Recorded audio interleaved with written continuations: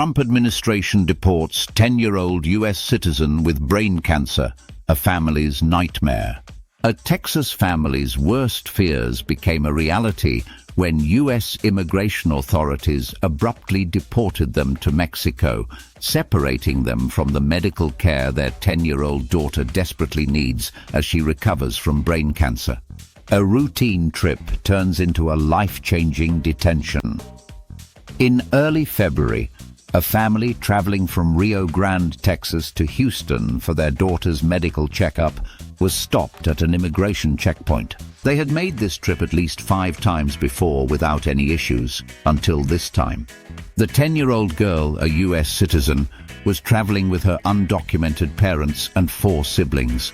In previous instances, authorities had allowed them through after reviewing letters from their lawyers and doctors. But this time, the same documents were deemed insufficient, and immigration officials arrested the parents for not having proper documentation. Despite having no criminal history, the parents were given an impossible choice: remain in the U.S. and risk losing custody of their children, be deported to Mexico as a family. With no legal power of attorney set up, staying behind meant their children could be placed into the U.S. foster care system, potentially separating them forever. Faced with an impossible decision, they chose to stay together. Deported in hours, a heartbreaking separation. The 10-year-old girl, still recovering from brain cancer surgery, had been closely monitored by specialists in Houston. But within hours of being detained, the family was taken to a detention center where the mother and daughters were separated from the father and sons, loaded into a van and driven to Mexico, dropped off with no resources, no plan, and no safety net. One moment we were on our way to my daughter's medical checkup. The next, we were being thrown out of the country, the mother told NBC News.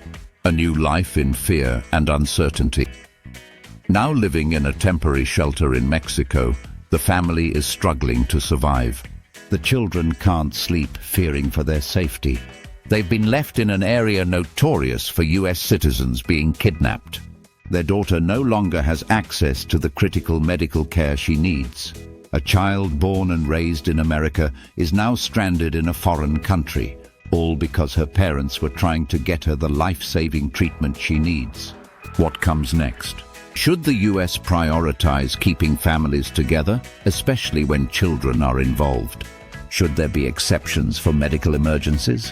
What does this case say about America's immigration system? Drop your thoughts in the comments. Subscribe for more in-depth stories and updates.